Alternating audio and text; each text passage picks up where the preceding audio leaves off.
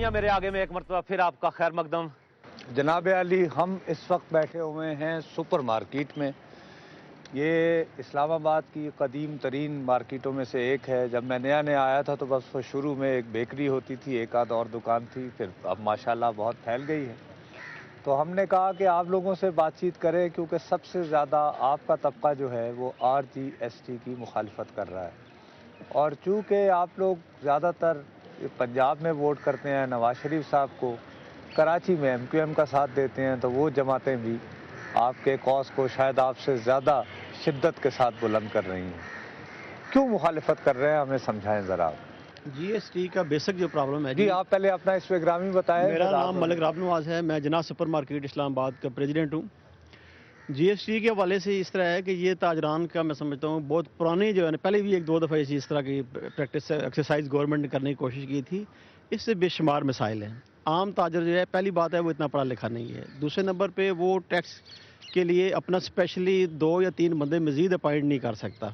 Tax کا میں آسان سے بات کوشش کروں گا کہ بات کسی لمبی چوڑی فگر میں نہ جاؤں، کہ ٹیکس کے نظام کو بہتری بنانے کے لیے جس طرح اس سے پہلے ٹریڈ انرولمنٹ کے نام اسے دے کر کیا گیا تھا اور اس کا رزلٹ بھی بڑا اچھا آیا تھا، اس طرح کی اگر کوئی اسکیم گورنمنٹ لانی چاہتی تو میں سمجھتا ہوں اس سے بہت نہیں سر، میرا دیکھیں، مجھے صرف یہ بتائیے، بھارت ہم سے ایسے ہمارے ہمسائے میں ہے، ٹھیک ہے نا، وہاں پہ بھی تعلیم کا تقریباً اتنا ہی عالم ہے جو ہمارے ہاں ہے۔ اگر وہاں پہ چل رہا ہے تو یہاں کیا ہے اس میں اعتراض؟ ہم نے ہمارے اپنے سارے سسٹم کو جو ہے نا کبھی کسی سسٹم کو چلنے ہی نہیں دیا گیا۔ ہماری ٹیکس کی اتنی پالیسیاں آتی رہی ہیں، اگر آپ اس کو پچھلا میں حوالے دینے شروع کروں تو ہر 2 سال بعد ایک نئی پالیسی آ جاتی ہے۔ ابھی تک ہمارا تاجر نہیں، اب تو ورلڈ بینک IMF کہہ رہے ہیں نا، پکی آ گئی، ہمیشہ کے لیے آ گئی، جیسے پوری دنیا میں ہے، ایران میں ہے، ترکی میں ہے، اب پکی آ گئی، تو پھر تو کوئی مسئلہ نہیں نا، میں یہ کہتا ہوں کہ ورلڈ بینک کا جو ہے نا، ہم بار بار اس لیے ورلڈ بینک کے پاس چلے جاتے ہیں، وہ جو ہمیں ہدایات دیتے ہیں ان سے تو ہم بڑی لمبی چوڑی جا کے خط و کتابت کرتے ہیں، انہیں اپنا بات بھی نہ لیں۔ نہیں، سوال یہ ہے اچھا، ان کی اگر ہدایت تو جب ہی دیتے ہیں نا، میں آپ سے کرایہ لینے آؤں یا قرضہ لینے آؤں تو جب ہی کریں گے نا سر۔ لو صاحب، آپ چلیں، ٹریڈر ایکشن کمیٹی کے آپ پریزیڈنٹ بھی ہیں، آپ پارا مارکیٹ سے آپ کا تعلق ہے۔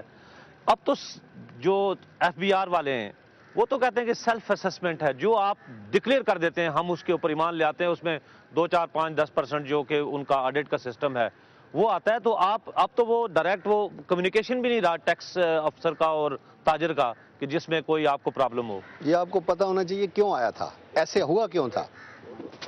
ایسے ہوا تھا کہ اس سے پہلے بھی جو گورنمنٹ تھی وہ بھی یہی چیز لانا چاہتی تھی، لیکن آخر 17 دن پاکستان بند رہا، اس کی وجہ سے انہوں نے اس کو واپس لیا اور پھر ہمیں سیلف اسیسمنٹ اسکیم دی، ہم پہ اعتبار کیا اور پہلے سے 3 گنا زیادہ ٹیکس وصول ہوگا۔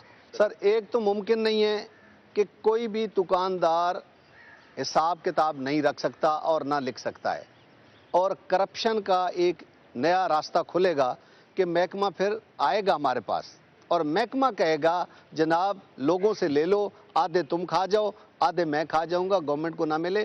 گورنمنٹ ایسا کام نہ کرے، پہلے ہی ملک کرپشن کی لپیٹ میں ہے، خدا کا واسطہ ایک نیا کرپشن کا طریقہ نہ لے آئیں، یہ ممکن ہی نہیں ہے۔ آئیں، جس طرح ملک صاحب نے بات کی ہے، نواز شریف گورنمنٹ نے انرولمنٹ سرٹیفکیٹ 4 سپٹمبر کو آپ کو یاد ہوگا 99 میں جب پورا پاکستان ایک دن بند ہو گیا اسی کے لیے، پھر انہوں نے انرولمنٹ سرٹیفکیٹ لایا کہ چھوٹا دکاندار 500 دے دے، بڑا 1000، اس سے بڑا 10,000 تک کیٹاگریاں بنائی تھی، لوگوں نے بڑے آرام سے دے دیا تھا۔ انہوں نے یہ سب کچھ کیا نا، اس کے بعد کیا ہوا کہ چونکہ ماشاءاللہ ایٹم کا دھماکہ کر لیا تھا، نہیں، اوپر سے مارشل لا آ گیا، پوری دنیا نے سینکشن لگا دی، تو مارشل لا آ گیا، اوپر سے مارشل لا آ گیا اور IMF لے کر آ گیا اور انہوں نے پھر کہا کہ نہیں یہی GST لگاؤ، لیکن وہ ممکن نہ ہوا۔ فوج بھی آئی، بندوق بھی آئی، کیمرہ بھی آیا، لیکن یہ ممکن نہ ہوا۔ میری یہ تجویز ہے کہ چھوٹے سے بڑے دکاندار تک ایک کیٹیگری بنا دیں، اتنا ٹیکس اکٹھا ہو سکتا ہے، ہم دینے کے لیے تیار ہے، کون کہتا ہے ہم ٹیکس نہیں دیتے، ہم پہلے بھی یہی طبقہ دے رہا ہے۔ اب میں بات کروں گا وزیر اعظم یا صدر یا اوپر لیول کی،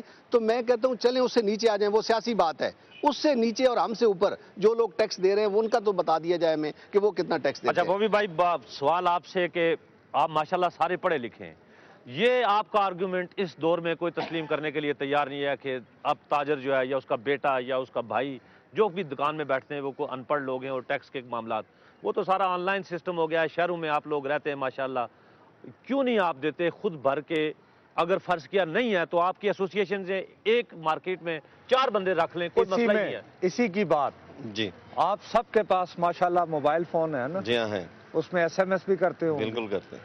تو اگر ایک وہ دوسری مشین بھی پڑی ہو ٹک ٹک والی نہیں، جس کو کیلکولیٹر کہیں، مناز بھائی، تو اس کو بھی ماشاءاللہ استعمال کر لیں گے جیسے موبائل ہر فون بندہ نہیں کرتے ہیں. میرا چلا نام سکے گا، سید سر، محبوب سوال ہی نہیں المکرم پیدا ہوتا. قادری ہے. موبائل چلا رہے ہیں نا سر نہیں، موبائل کئی لوگ ایسے ہیں جو بچے کو کہتے ہیں یا کسی کو کہتے ہیں تو مجھے آپ بھی بتا بچہ آ جائے گا میسج کیا ہے. نا. چلے ادھر بچہ تو آ جائے گا، وہ بھی بھائی صاحب. چلے خیر. میرا نام سید محبوب المکرم قادری ہے. میں مین سیوک سینٹر میلوڈی مارکیٹ کا جنرل سیکریٹری ہوں، اور جو اس طوفان جو آیا ہے اس کی زد کا ایک تنکا ہوں.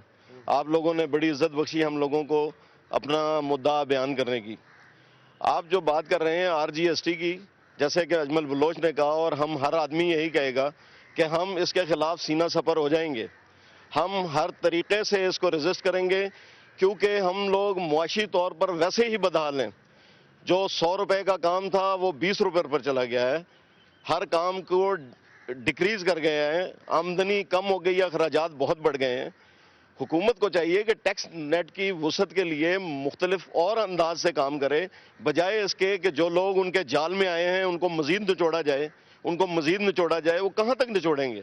اچھا، اس سپر مارکیٹ کے پریزیڈنٹ کون ہیں؟ یہ ماشاءاللہ اتنی بڑی مارکیٹ ہے اور اس میں لاکھوں کروڑوں کا کاروبار ہوتا ہے اور بڑے بڑے ماشاءاللہ ایک ایک دکان جو ہے، لیکن جو ٹیکس جمع ہوتا ہے یہاں سے وہ اتنا نہیں ہوتا کہ جس کی بنیاد پہ یہ کہہ سکیں کہ یہ سفیشینٹ ہے. اسی لیے ہر مارکیٹ میں یہی رونا ہے کہ لوگ ٹیکس نہیں دیتے. انکم ٹیکس تو دور کی بات، GST جو اکٹھا کرتے ہیں وہ بھی آگے نہیں دیتے.